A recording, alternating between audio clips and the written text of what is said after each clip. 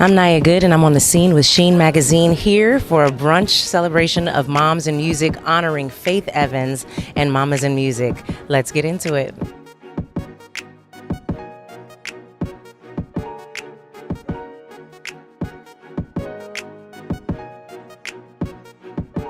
Okay, so you're a mama in music, are you, right? Okay, so how has that experience been for you and this entire industry, from dancing, from dealing with musicians and all that? How's that experience been for you? The experience has been great because we have more moms in music than what I knew about. At the time, I was very scared of if I get pregnant, people will look at me different. Right. They won't think, for some reason they think once you bear a child, your creativity goes away, your physicality goes away. Right. When it actually increases, that's when they want to get you in the studio or in the dance in front of the... That's when you're peaking, and that's also when you're finding your purpose even more. So, and once I had, my son is in Kingston, I started meeting everyone else, and they were like, yeah, if you need advice, it's been a great process because the music industry has been changing. Entertainment is changing. Women are in leadership positions, and they're saying, I am a mom, and do you need, and I was worried about being late or putting my child first before work.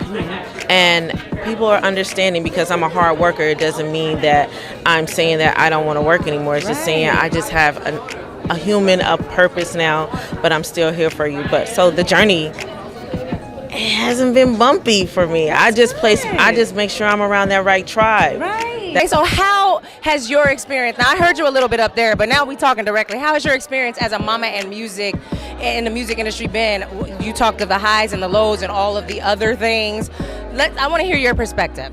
Well, I mean, for me, as a mom in music, it came at a later date because I had already decided that I needed to sit out and raise her and be in her face. Yes. So I didn't really have to contend with a whole lot of the early onset stuff that was talked about with the other ladies where, they're asking, are you sure you want to do this?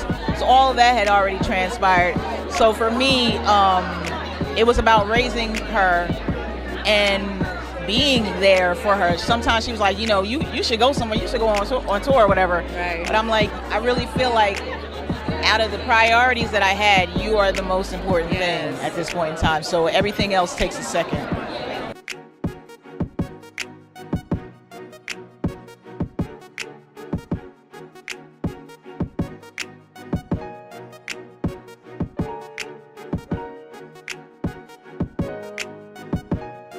All right, we're on the scene with Sheen Magazine with another icon and legend. I'm going to put the icon and legend on it.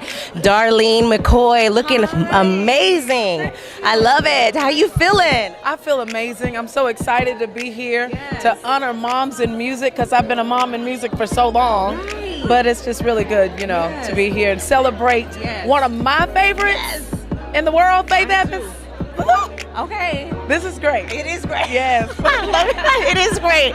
Okay, so like I've been asking, what has the experience been for you as a mom in music after all these decades? How has it evolved? The highs and lows? What's up? Well, I'll tell you what. First of all, coming into music over 25 years ago, I was a very young mother starting out in music, so the sacrifice is big.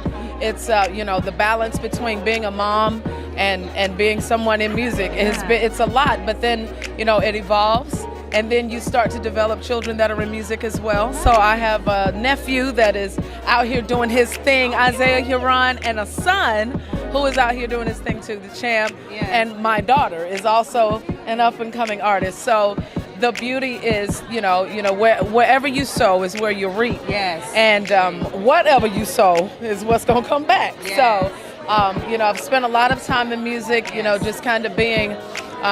I would say an architect or an envelope pusher, in the gospel industry for so many years, just to expand the sound, and make the sound more acceptable and clear the ways for that. And I've been able to do that on radio for over 14 years. Yes.